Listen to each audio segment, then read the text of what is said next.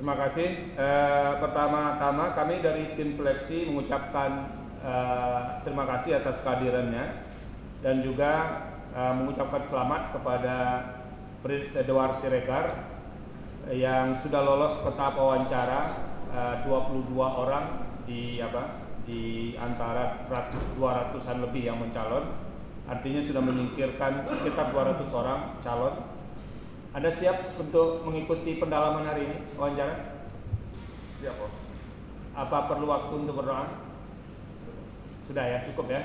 Oke, pertama akan didalami oleh Bapak Haryono. Persilakan.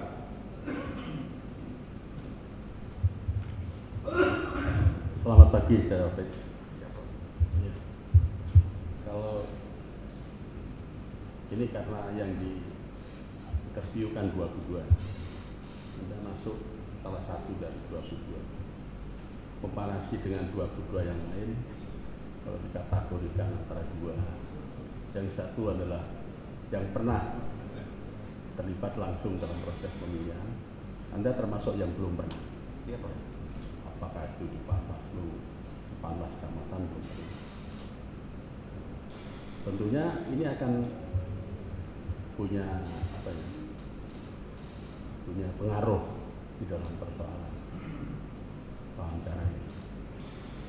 Kalau toh kemudian sekarang Anda sudah lewat dalam proses itu, katakan saja nanti akan menjadi salah satu. Sebetulnya yang terpikir di benak Anda, adakah Anda semacam sesuatu yang kemudian saya pasti bisa berbuat sesuatu, meskipun itu harus berhadapan atau harus bersaing dengan yang sudah punya pengalaman? Kata saja itu adalah what are you betting? Apa yang Anda pertaruhkan? Menurut versi Anda, tolong jelaskan pada kesempatan ini. Baik, Pak, terima kasih pertanyaannya. Selamat pagi, Bapak Ibu sekalian. Apa yang saya bawa ke dalam Bawaslu adalah sebuah ide segar dan juga pengalaman saya selama saya di Mahkamah Konstitusi untuk membangun sebuah sistem, dan juga bagaimana pengalaman saya pada saat di National Legal Reform Program, bagaimana saya harus mengerjakan sebuah detail dari sebuah perencanaan sampai pada sebuah kasus. Jadi yang saya bawa itu adalah dari observasi saya terhadap dari apa yang selama ini terjadi di Bawaslu, bahwa di Bawaslu itu belum memiliki sebuah blueprint bagaimana penanganan sebuah perkara, bagaimana sebuah perkara itu masuk sampai kepada keluar, bagaimana kepada sebuah itu dapat dinikmati oleh masyarakat. Saya pernah membangun sistem itu.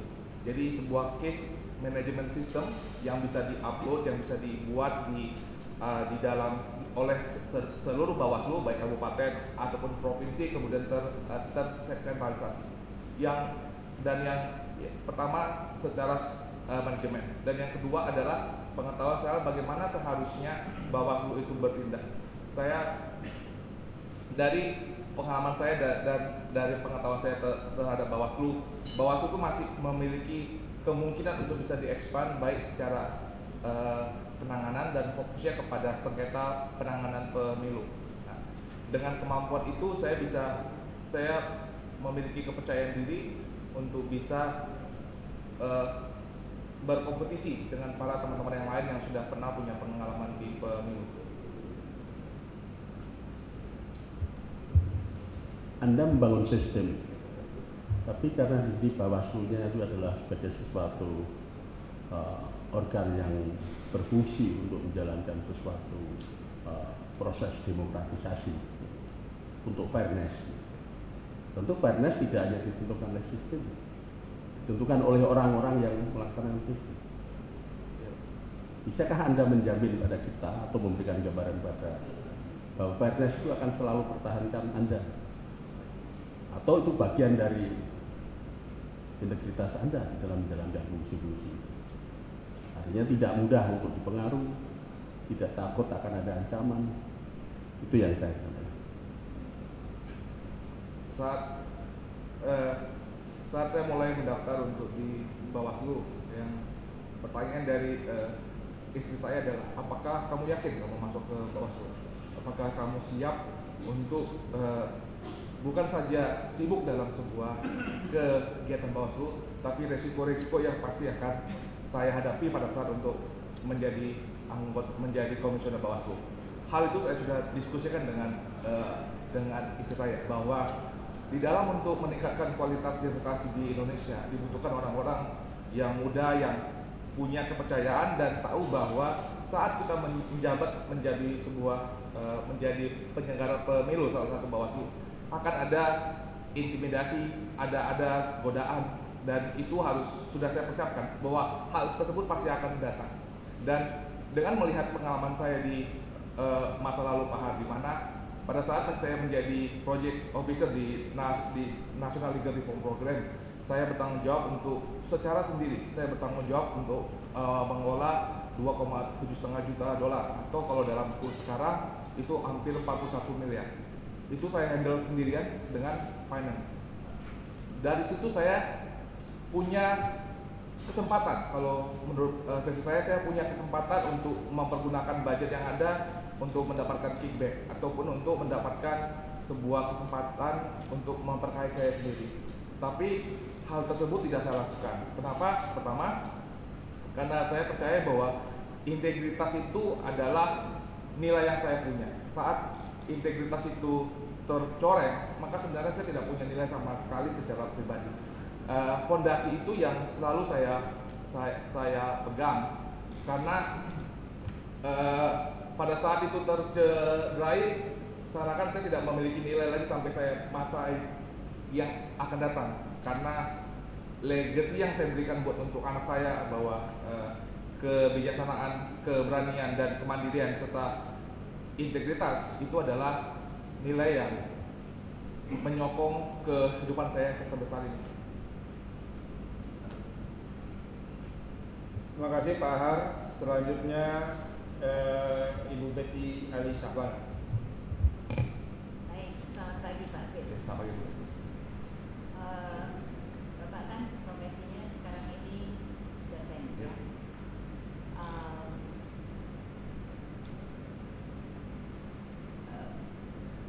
Boleh disampaikan, tadi Bapak sudah menyampaikan bahwa Bapak bisa membawa nilai tambah dari segi pengalaman membangun sistem. Jadi satu hal yang lain yang sangat penting dari profesi sebagai anggota Bawaslu adalah kemampuan kepemimpinan, ya.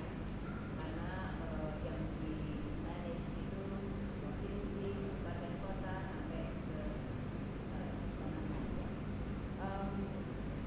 Pengalaman apa dari segi kepemimpinan yang Bapak punya? Baik, dengan melihat kembali yang pada saya yang terakhir, pada saat saya menjadi National Legal Reform Program itu, saya bertanggung jawab, saya memiliki produk hampir 10, dan 10 itu saya harus memiliki 10 partner. Dari 10 partner tersebut, mereka memiliki 10 partner itu bisa satu universitas atau satu masyarakat sivil. Jadi saya punya 10 partner yang saya harus koordinasikan. Saya harus menjamin bahwa apa yang sudah kita setujui dalam term of reference, dalamnya deadline itu terpenuhi. Nah, dan itu membuat saya untuk bisa mengerti karakteristik orang. Ada yang dari universitas swasta, dari universitas negeri, adanya masyarakat sipil, dan bagaimana saya bisa melalui hubungan, melalui kerjasama, melalui saling mengenal dan mendengar apa yang kekurangan dan apa yang bisa saya bantu dari segi project officer, itu terakhirnya membuat program tersebut bisa jalan. Mungkin seakan-akan kecil bahwa itu cuma 10 partner, tapi 10 partner dengan karakteristik yang berbeda, dan kita punya deadline yang jelas, kita memiliki output yang ingin dihasilkan, dan seluruh output itu tercapai. Saya merasa saya memiliki kepemimpinan untuk dalam mengelola. Apalagi dalam proyek itu saya juga harus menghandle 2 orang peneliti untuk membantu saya dalam melakukan proyek-proyek tersebut. Anda selama ini dalam proyek yang Anda pimpin itu dengan berbagai universitas dan partner, ya. Umumnya mungkin mungkin sangat intelektual. Iya. Yang akan Anda hadapi saat ini adalah dunia birokrasi, kemudian juga apalagi yang ke bawah-bawah sampai ke kecamatan, juga mesti menghadapi DPR, ya sangat beragam. Bisa yakinkan saya bahwa Anda punya kapasitas untuk itu? Baik, Bu Peri. Saya percaya bahwa dalam kita tidak dapat mempergunakan satu yang value yang sama pada saat kita berhadapan dengan orang. Kita harus melihat konteks dia itu datang dari mana. Dan saya rasa fleksibilitas yang saya punyai, bahwa saya kebetulan saya beruntung saya pernah menjadi bagian dari Mahkamah Konstitusi. Jadi saya pernah tahu bagaimana rasanya dealing dengan bagian birokrasi. Dan saya mengerti kadang-kala ada hal-hal yang harus saya lakukan, saya harus ikuti karena itu adalah bagian dari birokrasi tersebut. Saya juga pernah menjadi bagian dari masyarakat sipil dan sekarang saya menjadi dosen. Saya rasa, dan apalagi kalau saya hubungkan dengan masa lalu saya, bahwa saya juga pernah menjadi di law firm, itu membuat saya punya kemampuan untuk bergaul dengan berbagai orang dari berbagai pihak dengan berbagai latar belakang. Saya harus saya akui ada effort yang lebih besar bagi saya untuk belajar, misalnya harus tahu bagaimana dealing dengan teman-teman dari partai politik, dan proses pembelajaran tersebut saya harus tahu dan harus saya lakukan. Baik, Bapak menilai integritas Bapak 90% ya, dari skala 1 sampai 100. Soal integritas itu biasanya baru teruji kalau kita sudah dihadapkan pada situasi di mana pilihannya untuk berkompromi itu begitu besar karena ada resiko yang sangat besar. Bapak pernah mengalami itu? Pernah. Saat saya di project officer di National Legal Reform Program, saya bergaul dengan para vendor, baik dari vendor percetakan, IT, dan juga dari teman-teman partner universitas. Ada satu kesempatan di mana seorang teman yang saya tahu juga teman, dia memberikan saya sebuah amplop saat kita sedang rapat. Dan terus saya bilang, ini apa? Ya, terima kasih lah kan sudah dipilih. Terus saya bilang, ya jangan. Maksud saya, pada saat Anda memberikan itu, bagi saya Anda sudah membeli saya, dan saya akan terikat selamanya kepada Anda. Dan akhirnya itu saya tolak. Beruntung kemudian teman saya mengerti, dan terakhirnya pertemanan kita tetap terjadi, dan malah saya mendapatkan respect yang lebih besar dari beliau. Dan itu menurut saya itu menjadi sebuah cerita yang akan sering saya ulang, karena saya setia pada hal-hal yang kecil menurut saya. Mungkin cuma sebuah amplop, mungkin tidak banyak kali ya, tapi pada saat saya setia pada hal-hal kecil, saya percaya bahwa hal-hal kecil itu akan menjadi besar, dan suatu hari saya akan mampu untuk menolak hal-hal yang lebih besar, karena saya berani untuk menolak hal-hal yang dari kecil sampai yang besar. Terima kasih Bu Betty. Pak Ramlan. Mas Ketua, Fritz, jadi ketemu kamu, tapi saya ini masih sebagai bapak di sini kan tidak pantas juga ya. Kira Fritz, pengalaman kamu pertama di soal pemilu ini tahun 99 ya? Kamu waktu itu anggota atau asisten? Menjadi asisten, Pak. Oh, pada pemilu pertama tahun 99. Saya mau tanya, apa pengalaman yang kamu bisa dapatkan ya, lesson learned itu dari membantu atau staf khusus panitia pengawas pemilu 99. Saya sendiri waktu itu anggota. Silakan.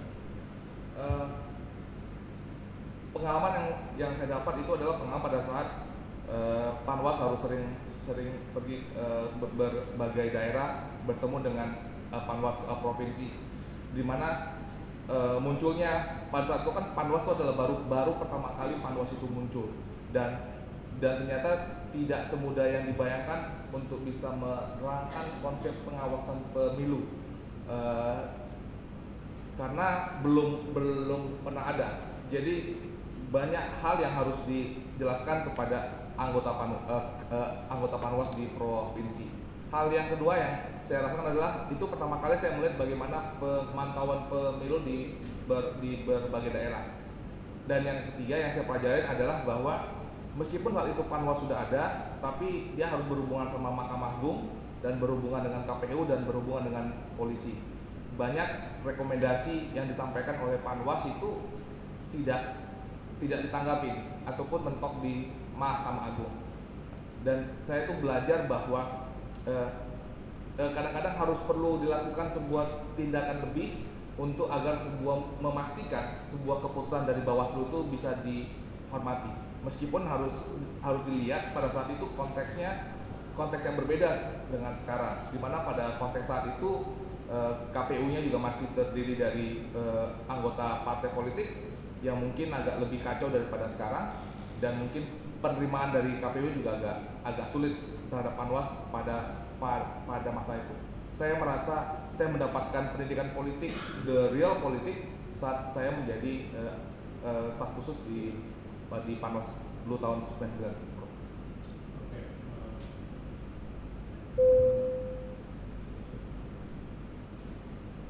Tadi kamu katanya mau menawarkan satu sistem gitu ya untuk merespon pengaduan. Ini berarti menuntut pengetahuan, pemahaman Fritz itu tentang pola pelanggaran pemilu di Indonesia, pelanggaran hukum pemilu. Fritz bisa menyampaikan kepada kita pola pelanggaran pemilu, pelanggaran hukum pemilu di Indonesia itu seperti apa?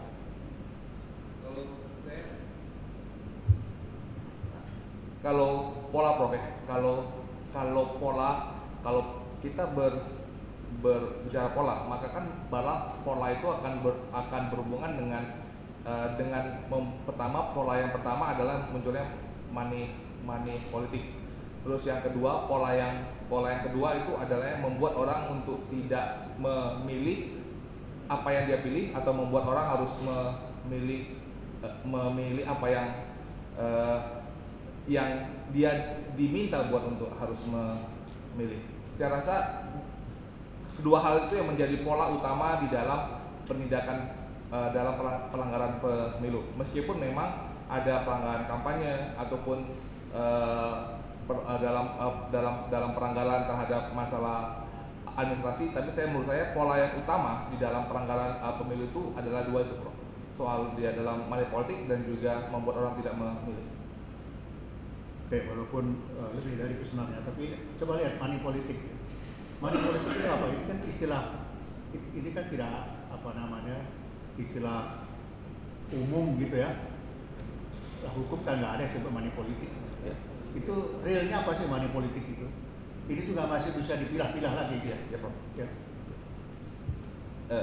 Kalau menurut saya money politik itu pertama yang seperti kita tahu untuk membayar kepada si orang yang untuk yang uang yang diberikan kepada si pemilik suara untuk memberikan suaranya kepada orang lain ataupun kepada sebuah calon tertentu. Atau money politik kedua itu adalahnya penyerahan dana kepada penyelenggara pemilu untuk meloloskan orang-orang yang bermasalah untuk bisa menjadi calon. Ataupun money politik adalah orang-orang daripada sebuah perusahaan ataupun sebuah perseorangan ataupun sebuah orang ataupun perusahaan yang menyerahkan dananya kepada seorang calon melebihi apa yang seharusnya sudah ditetapkan untuk bisa masuk sebagai calon anggota perwakilan. Saya rasa lihat itu sebagai bagian dari money politik.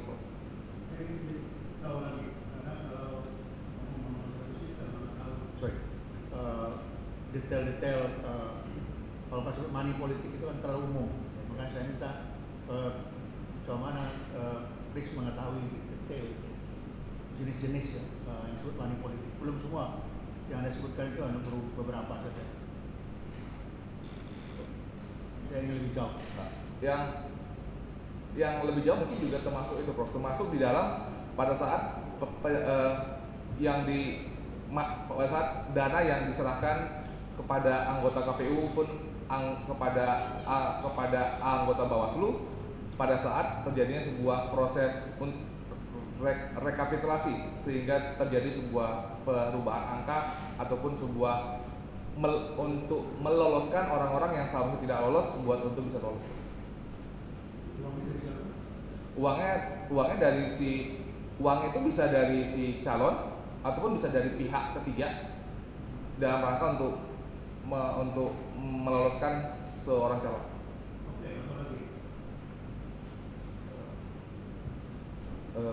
Atau juga bisa money plot itu pada saat sebuah proses kampanye. Kalau menurut saya, bahwa misalnya kampanyenya 60 detik misalnya, tapi kemudian ada dana yang diberikan oleh pihak ketiga kepada media misalnya untuk memperpanjang sebuah proses dari yang harusnya 60 detik bisa menjadi 120 detik dan bisa muncul lebih banyak lagi. Meskipun itu mungkin dananya tidak dari si calon, tapi dari orang ketiga kepada pihak media, tapi demi keuntungan seorang calon ataupun sebuah partai politik, saya berpendapat bahwa itu juga sudah menjadi bagian dari money politik.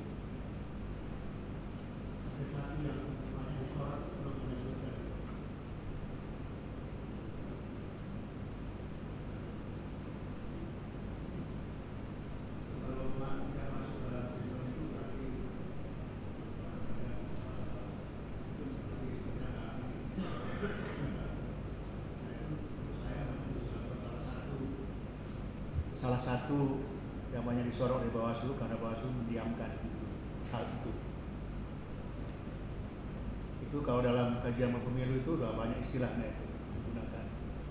Tapi di Indonesia disederhanakan saja, padahal sebenarnya lebih kompleks daripada itu. Petahana. Oh iya. Seperti dana bantuan dari si petahana kepada sebuah RT ataupun sebuah RW ataupun program pembangunan fokus kepada kantong-kantong tertentu ataupun yang bantuan langsung kepada UKM ataupun kepada lembaga masyarakat lainnya.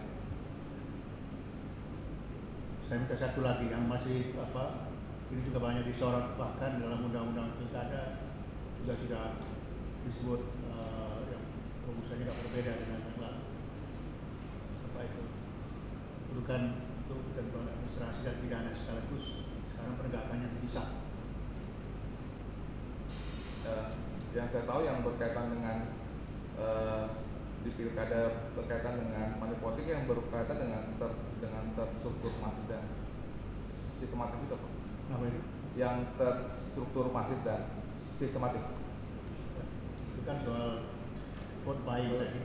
Ini soal pencalonan itu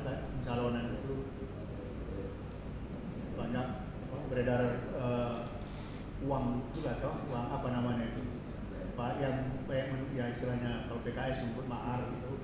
Dulu saya pernah istilah sewa perahu gitu. Ya, sekarang apa namanya undang-undang nomor 10 2017. Maksud saya mengerti bahwa itu uang untuk bahwa si seorang yang diserahkan oleh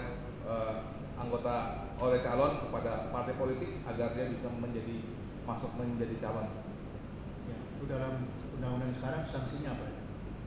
Kalau itu sanksinya maka dia dapat tidak diloloskan meskipun memang tidak diloloskan, dan kedua dia juga tetap harus menjalani tindakan pidananya.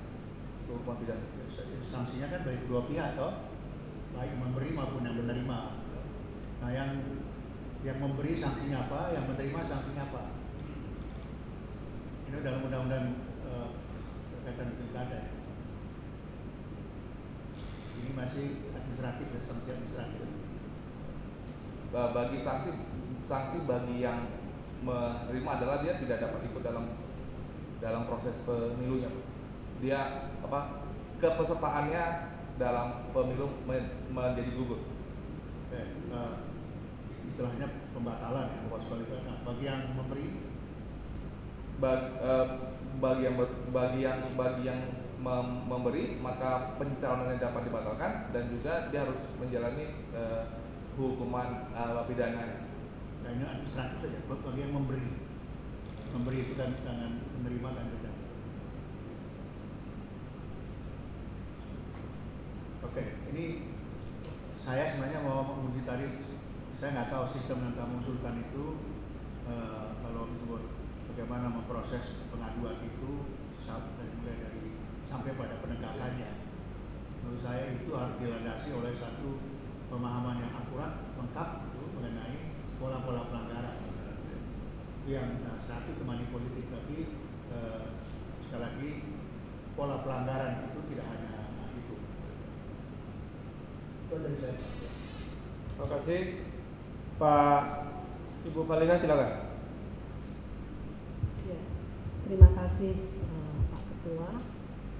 Kalau saya tidak panggil kamu ya, jadi saya panggil tetap pakai Pak Fritz, meskipun masih muda ya Pak Fritz ya. Kalau melihat CV tadi sudah disampaikan oleh Pak Prof. Haryono tadi dan Pak Ramlan. Kalau melihat CV Pak Fritz ini belum punya pengalaman empirik ya, pengalaman empirik di dalam penyelenggaraan pemilihan umum. Sementara kita tahu pemilu di Indonesia itu sangat kompleks, banyak aktor yang terlibat di dalamnya. Tidak hanya penyelenggara dan pemilih saja, tapi di situ ada birokrasi, di situ ada penyandang dana, dan tim sukses dan pihak-pihak lain yang berkepentingan terhadap kalah menangnya seseorang, baik itu pilek, pilpres maupun pilkada gitu ya. Jadi imajinasi itu perlu didukung oleh pengalaman empirik. Meskipun demikian, Pak Fritz ini adalah seorang akademisi. Karena itu kami sangat menghargai akademisi yang punya kehendak untuk mencalonkan sebagai penyelenggara pemilu, dan tidak banyak sebetulnya memang calon kami dari akademisi. Seorang ahli hukum ya, tata negara ya di sini ya. Salah satu persoalan besar itu di dalam melaksanakan, di dalam melakukan fungsi pengawasan ya secara efektif itu persoalan masalah penegakan hukum pemilu, mengenai azas kepastian hukum ya.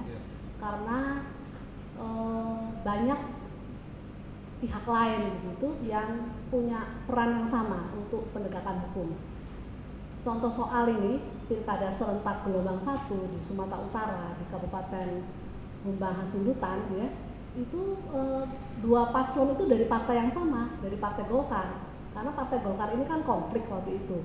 Jadi satu paslon ini diloloskan setelah melalui satu mekanisme proses sengketa di Panwasli, maka diloloskan, meskipun dari KPU nggak diloloskan. Satu lagi yang paslon yang lain yang merasa dirugikan kemudian mengajukan upaya ke PT UN gitu ya. Oleh PT UN diloloskan gitu. Jadi dua-duanya dari Partai Golkar. Makanya orang Batak mengatakan bah itu pemilu katanya. Biarkan partai itu bikin pecah saja semua, bikin 3-4 partai dalam satu partai yang sama supaya calon banyak kan gitu. Nah, bagaimana saudara melihat persoalan ini? Karena ini sangat mempengaruhi efektivitas kinerja dari pengawas pemilihan umum kita. Coba jelaskan.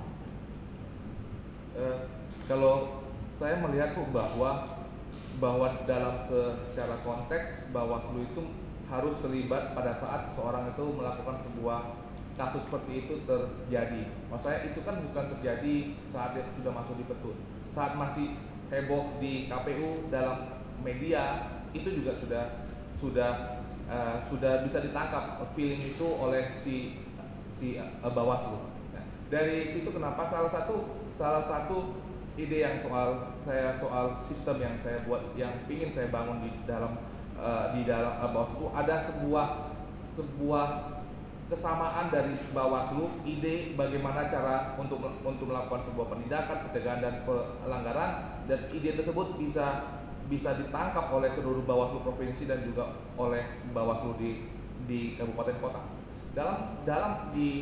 Di dalam konteks tumbang Hasibuan, bahwa pada saat bahwa Panwas melihat bahwa ada kemungkinan potensi konflik yang terjadi saat itu, dalam kapasitasnya si Bawaslu harus bisa melakukan koordinasi kepada si KPU untuk tegas dalam melakukan ini. Anda harus tegas bahwa kalau memang seperti ini cuma ada satu, silakan hanya ada diloloskan satu. Dan juga apabila pun kemudian itu masuk kepada Bawaslu dalam kasus dalam Bawaslu harusnya melihat apakah putusan yang dilakukan oleh KPU itu sudah sesuai dengan peraturan dan peraturan perundang-undangan yang berlaku. Dan pada saat itu terjadi, maksud saya Bawaslu harus bisa pertama dia kasih tahu kepada si KPU ini ada potensi konflik yang bakal akan terjadi. Yang kedua, si Bawaslu harus tegas pada saat dia pada kasus sengketa itu akan muncul sampai kepada di Bawaslu, dia harus bisa memutus sesuatu dengannya mandiri dan bisa memberikan kepastian kepada si KPU bahwa apa yang kami lakukan itu sudah sesuai dengan peraturan perundang-undangan. Ya, maksud saya adalah melihat banyak kasus yang semacam ini tidak jadi kumbang hasunduan atau hasundutan. Nah, ya kan hasundutan ya betul. Ya, tadi saudara mengatakan hasunduan, hasundutan, kumbang hasundutan. Juga di beberapa daerah lainnya juga seperti itu. Jadi karena diberikan akses oleh undang-undang bahwa tidak hanya diselesaikan sengketa itu oleh Bawaslu, Panwaslu, tapi mereka yang juga merasa dirugikan bisa melakukan upaya ke PT UN, bahkan sampai ke PT TUN gitu. Nah, bagaimana Anda menghadapi masalah ini soal azas kepastian hukum ini? Mungkin ada tawaran dari saudara, tawaran solusi. Kalau tawaran yang saya sampaikan adalah bahwa pada saat ini kan Bawaslu itu tidak secara penuh menyelesaikan sengketa pemilu, bahwa ada kasus tersebut itu diserahkan kepada petun. Nah, yang tawaran yang saya berikan, kenapa tidak sengketa pemilu itu semua berkumpul di Bawaslu? Jadi membuat Bawaslu menjadi sebuah lembaga pemutus sengketa proses pemilu. Maksud saudara tidak perlu lagi melalui petun ya, jadi cukup di satu. Ya. Karena menurut saya dengan itu tersentralisasi di Bawaslu dapat membuat suatu putusan secara konsisten dan juga dia bisa melihat bagaimana pengalaman yang terjadi di daerah lain. Tadi mengenai money politics tadi yang Prof. Ramlan sampaikan. Bagaimana saudara melihat soal money politics ini kaitkan dengan Undang-Undang Nomor 10 yang mengatur soal ini itu di pasal 73, kemudian di Per Bawaslu Nomor 13. Bagaimana Anda melihat ini? Antara pasal di Undang-Undang Nomor 10 pasal 73 dengan tata cara teknis penanganan masalah money politics yang dibuat oleh Bawaslu Per Bawaslu Nomor 13. Itu bagaimana Anda melihatnya? Saya merasa bahwa Bawaslu tidak berani untuk mengambil posisi bahwa kalau ini, maksud saya gini Bu, maksud saya Bawaslu membiarkan kewenangan tersebut untuk diberikan atau diselesaikan oleh lembaga lain. Jadi dia hanya sekedar sebagai kotak pos dan meminta itu buat untuk diselesaikan oleh kepolisian ataupun untuk ditindaklanjuti oleh lembaga lain. Apa kelemahan dari Per Bawaslu Nomor 13 itu? Sebetulnya kan pasal 73 itu sangat strategis, memberikan kewenangan yang besar ya pada Bawaslu untuk menyelesaikan. Karena kalau memang terbukti money politics, seorang pasangan calon itu bisa dibatalkan. Ya. Begitu meskipun sudah mengikuti tahapan, sudah ditetapkan dan mengikuti tahapan, bisa dibatalkan kalau terbukti. Nah, apa persoalannya dengan Per Bawaslu Nomor 13 itu?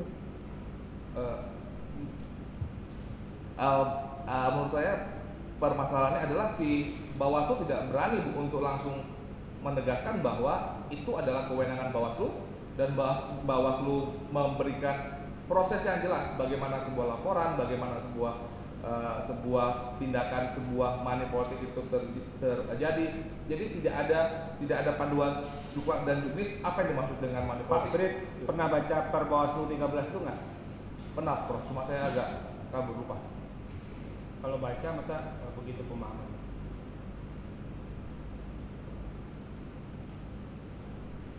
Sepertinya saya tidak yakin saya ingat, Prof.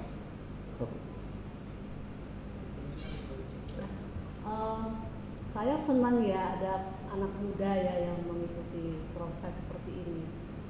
Tadi kekuatannya sudah disampaikan. Kelemahan dari Pak Frits ini apa? Yang itu nanti bisa karena kita ini bekerja ini kan dalam sebuah proses yang dinamika politik yang sangat tinggi. Gitu. Pak, ada kelemahan dari segi pribadi Pak Frits gitu yang nanti bisa berpengaruh terhadap kinerja apabila terpilih sebagai anggota Bawaslu. Mungkin kelemahan saya kurang punya empati kepada orang lain. Mungkin saat kita menjadi sesama kolega, misalnya kita pingin melakukan ini misalnya. Saya ingin agar hal itu terjadi dan kurang peduli bahwa mungkin teman saya punya masalah ataupun saya kurang melihat konteks dari seseorang. Sedangkan saya ingin segera, tapi kemudian mungkin terjadi akhirnya mungkin muncul friksi-friksi karena saya kurang melihat seseorang itu secara holistiknya. Ya. Sementara untuk bekerja sebagai pengawas itu ya perlu empati yang tinggi. Bagaimana? Saya rasa untuk pengawas yang dibutuhkan adalah bagaimana dia memegang teguh peraturan yang harus dilaksanakan. Pada saat ada sebuah bahwa hal ini harus dilakukan dan ini tindakannya, itu memberikan, menurut saya itu akan memberikan kepastian hukum.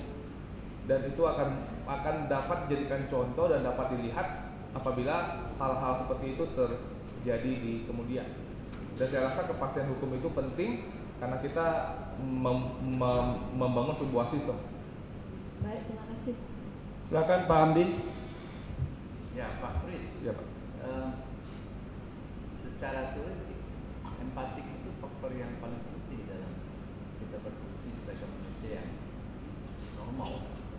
Bahwa kalau orang kehilangan empati itu bisa menjadi ruthless, jam. Kemana kita berada?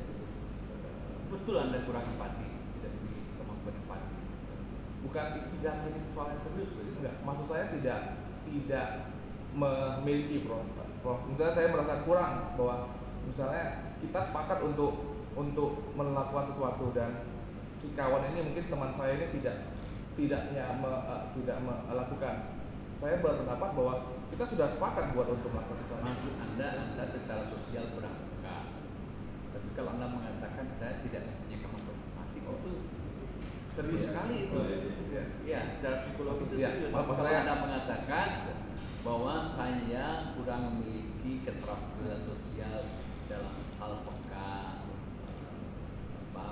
melihat orang lain, itu agak soft. Ya, kalau Anda mengatakan Anda tidak memiliki empati sosial, itu gawat itu urusan. Ya, maksud saya seperti itu, Pak.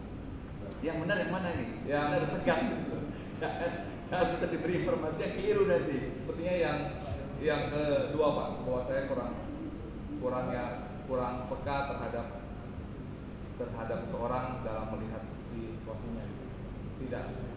Tidak memiliki empati, tapi mungkin kurang peka. Pak Erwan. Terima kasih Ketua Pak Frits, selamat ya sudah masuk di tahap penyidikan. Saya sedikit melanjutkan pertanyaan dari statement awal Anda tadi ya, ingin mendaftar menjadi anggota komisioner Bawaslu karena Anda ini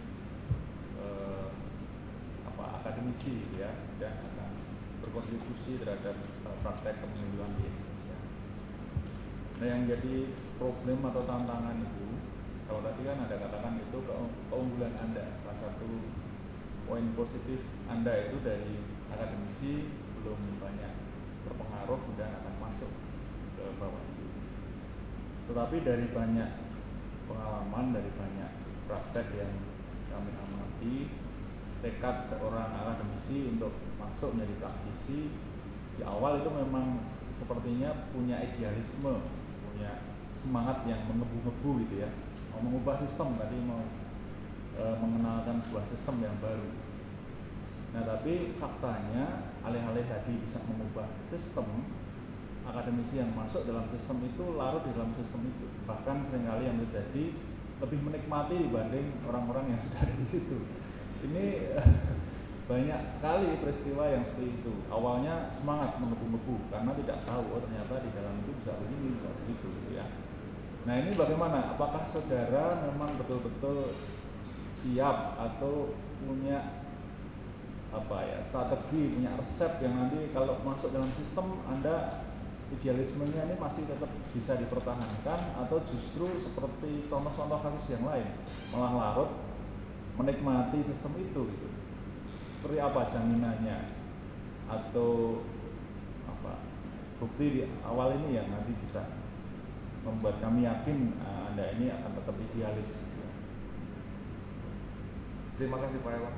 Saya menyadari terhadap kemungkinan tersebut, dan salah satu planning saya dalam komisioner Bawaslu adalah bahwa saya sejak awal saya hanya mendedikasikan diri saya untuk hanya satu periode di Bawaslu. Pertama, kenapa saya mendedikasikan hanya satu periode di Bawaslu adalah untuk saya tahu bahwa saya punya target untuk memberikan yang terbaik selama 5 tahun itu, dan tidak punya ide untuk masuk ke periode yang kedua. Hal yang kedua yang tetap saya lakukan adalah tetap melakukan komunikasi intens dengan masyarakat sipil yang terlibat di dalam pemilu dan kegiatan pemilu, untuk membantu Bawaslu bagaimana melaksanakan tugas Bawaslu. Hal tersebut akan memberikan dua dampak. Pertama, untuk membantu Bawaslu dari segi akademis dan praktis bagaimana seharusnya sistem pemilu ini dilaksanakan. Tapi di dalam satu sisi yang kedua juga memberikan kritik yang konstan kepada saya bahwa Anda sudah salah, Anda sudah tidak melakukan hal yang seharusnya dengan lakukan. Jadi dengan target pekerjaan yang jelas, dengan tetap berkomunikasi dengan teman-teman di masyarakat sipil, saya selalu diingatkan bahwa saya hanya punya tugas sementara, dan tanggung jawab saya untuk 5 tahun itu harus dipergunakan karena waktu yang dimiliki tidak banyak. Kalau nanti saudara ini sebelum masuk itu ya, apakah Pak Fritz ini sudah tahu selain tugas-tugas yang banyak sekali sebagai pejabat publik, nanti Anda ini juga akan mendapat banyak fasilitas. Kira-kira sudah tahu enggak fasilitas dari seorang komisioner Bawaslu? Apa yang akan bisa Anda nikmati? Mohon maaf Pak, saya tidak tahu karena belum pernah searching soal itu. Gajinya anggota komisioner Bawaslu juga nggak tahu. Nggak tahu. Kalau nggak digaji bagaimana juga? Saya pernah menjadi PNS Pak, jadi saya tahu berapa gaji PNS, dan saya pernah jadi PNS, jadi saya rasa pasti akan lebih dari gaji PNS. Kalau belum tahu fasilitasnya kok tadi sudah berani mendeklar hanya sekali itu, saya agak khawatir nanti setelah masuk itu plus berubah pikiran nanti. Tidak Pak, itu termasuk janji saya di hadapan para Bapak Ibu sekalian bahwa saya siap untuk memberikan 5 tahun yang berikutnya buat untuk Bawaslu, dan seperti itulah profesionalisme yang terbaik yang saya punya bisa saya keluarkan dalam waktu 5 tahun. Nah, Anda ini kan banyak memberikan janji akan punya komitmen integritas, profesionalisme dan seterusnya. Di Republik ini tidak banyak pejabat publik yang punya keteguhan integritas. Kalau melakukan kesalahan itu berani mengundurkan diri. Yang terakhir ada kasus pilot yang mabuk kemudian dirut sekeliling itu mengundurkan diri. Nah, bagaimana Anda mensikapi peristiwa itu? Apakah saudara akan mengikuti jejak itu gitu ya? Orang-orang yang sedikit tadi menempuh jalan sunyi itu ada bagaimana? Seperti saya, kasus itu pilot itu bisa terjadi karena adanya pengawasan yang kurang, pengawasan dari bagian. Maksud saya kalau seorang pimpinan pejabat ada yang keliru kemudian berani mengundurkan diri. Nah, saudara nanti akan mengikuti jejak itu atau tidak? Atau tetap 5 tahun lah saya pokoknya fasilitasnya tidak enak. Oh, kalau begitu Pak Iwan, saya siap menanggung kesalahan dan pada saat saya melakukan kesalahan dan saya siap untuk apabila memang saya harus berhenti karena kesalahan tersebut maka saya akan berhenti. Terima kasih Pak. Masih ada 2-3 menit Pak Darmo. Oh, Pak Niko silakan. Pak Frits, kita Pak Frits kombinasi di aja. sini integritas 90 ya? Apa? Integritas 90 gitu. Kalau di sini. Kalau ketelitian berapa, Pak? Saya ketelitian 80 Pak. Ahli hukum, ahli hukum harus teliti, Pak. Iya, Pak. Ya, jadi ini catatan karena di makalah pribadi Pak Frits ini halaman 3 ya. Siapakah orang-orang yang banyak mempengaruhi hidup Anda? Mengapa? Paragraf pertama, orang pertama yaitu bla bla bla bla. Kemudian paragraf kedua, orang ketiga adalah bla bla bla bla. Paragraf ketiga, orang kedua banyak ada apa ini? Apakah memang yang orang kedua itu kenapa ada di paragraf ketiga, yang orang ketiga ada di paragraf kedua? Mungkin orang ketiga harus ada di paragraf kedua Pak. Mungkin saya terlalu cepat untuk mengetik dan tidak melakukan tidak membaca kembali dengan teliti. Ya, maksud saya gini, karena antara orang kedua dan ketiga ini saya pikir ini dua-duanya sangat penting dalam hidup Anda. Orang kedua yang ada di paragraf ketiga ini adalah Bivitri Susanti, itu kolega Anda. Sementara orang ketiga yang ada di paragraf kedua itu adalah pendeta dari mungkin nggak tahu komunitas Anda gitu kan. Jadi apakah Anda mengalami semacam kebimbangan ketika harus memilih mana yang lebih penting di antara dua nama itu? Saya rasa saya tidak memiliki kebimbangan Pak Niko, cuma saya kurang teliti dalam hal ini.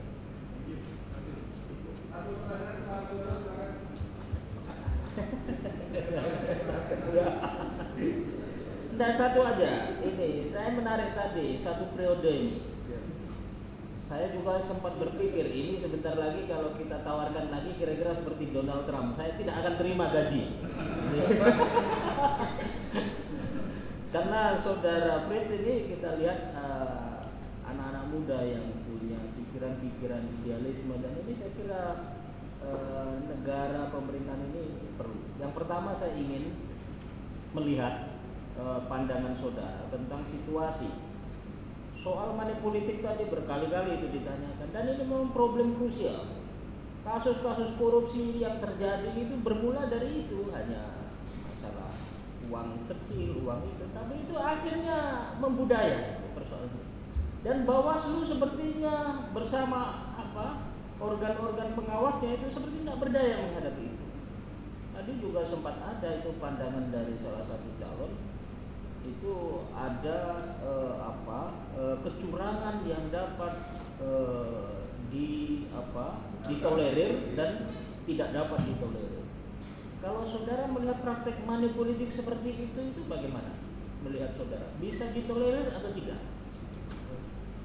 Saya tidak menemukan alasan untuk bisa mentolerir Pak. Jadi pada saat sebuah money politik itu terjadi, itu langsung menurut saya itu tidak dapat ditolerir. Kalau begitu kira-kira konsep apa yang bisa saudara tawarkan untuk mengatasi soal itu? Karena ini terkait dengan tugas pengawasan. Kecurangan-kecurangan dalam bentuk praktek-praktek money politik itu. Saya berpendapat bahwa Bawaslu sekarang tidak menurut saya tidak tegas misalnya. Apakah berbeda untuk menyerahkan 100.000 sama 1 juta? Nah, maksud saya harusnya sejak awal si Bawaslu bisa memberikan juklak dan juknis kepada teman-teman di Bawaslu di daerah bahwa pada saat sebuah tindakan itu terjadi, meskipun jumlahnya cuma seperti itu, harus dilakukan tugas ini dan harus dilakukan tindakan ini. Secara petunjuk teknis tersebut yang secara jelas dan terinci sehingga membuat ruang di Bawaslu di daerah juga tidak dapat manuver bahwa ini besar dan ini kecil, karena money politik tersebut menurut saya menjadi permasalahan besar karena kita sebagai penyelenggara negara dan partai politik punya kewajiban untuk mendidik masyarakat. Jadi masyarakat juga tahu bahwa orang yang dia pilih itu adalah orang yang benar-benar gitu Pak. Jadi saat money politik itu tercederai, dosa ini sebenarnya jauh lebih besar karena dia membodohi masyarakat dan membuat masyarakat itu bergantung pada duit, tapi tidak kepada orang gitu. Terima kasih. Dari pemantau saya kira tidak ada ya. Pak Fritz ini mau akan selesai, tapi ada pertanyaan standar yang selalu kita sampaikan. Ini kan anggota Bawaslu ini 5 orang. Kalau Pak Fritz terpilih menjadi salah satunya, siapa sih kira-kira 4 orang lain yang menurut Pak Fritz itu cocok bekerja sama dengan Pak Fritz di Bawaslu? Yang pertama, tidak perlu menyebutkan alasan, namanya saja. Pertama Ibu Ari. Ibu Ari. Kemudian Ari Darmastuti ya? Iya. Oke. Kemudian Pak Ketut. Pak Ketut. Kemudian Pak Bagus. Pak Bagus, oke. Dan satu lagi Ibu Ida. Ibu Ida yang dari Sumut. Ibu Ida ya, oke. Safarida ya, oke, terima kasih. Kami hanya ingin tahu saja. Tapi kalau terpilih yang lain kan bisa juga bekerja sama kan? Oh bisa Prof. Cepat sekali berubahnya. Pak Fritz, soalnya udah hampir selesai. Ini ada surat pernyataan yang kalau Anda berkenan bisa diisi, kalau tidak juga tidak apa-apa. Dibaca dulu, diisi, ditandatangani, tapi nanti dibacakan secara jelas.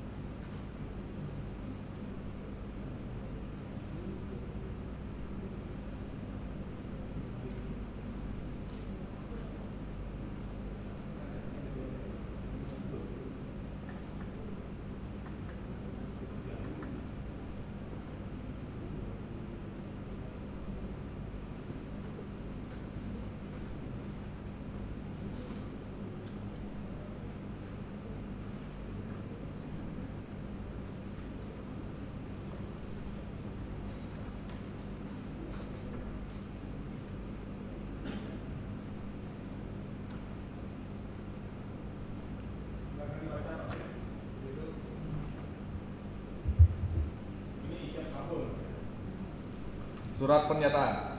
Saya yang bertanda tangan di bawah ini, nama lengkap Fritz Edward Siregar, nomor pendaftaran 109 Bawaslu, alamat Pondok Kelapa 4, Blok B 314, RT 0504, Kavring DKI, Pondok Kelapa, Jakarta Timur 13450. Menyatakan apabila terpilih menjadi salah seorang calon anggota Badan Pengawas Pemilu Bawaslu RI yang diusulkan oleh Presiden kepada DPR RI, bahwa saya tidak akan melakukan kegiatan penggalangan dukungan politik yang berpotensi mempengaruhi dan atau merusak integritas dan independensi Bawaslu RI sebagai penyelenggara pemilu. Yang membuat pernyataan Jakarta 19 Januari 2017, Fritz Edward Siregar, ditandatangani. Terima kasih Pak Fritz atas waktunya, dan kita doakan kembali ke aktivitas seperti sedia kala sembari menunggu hasil akhir dari tim seleksi.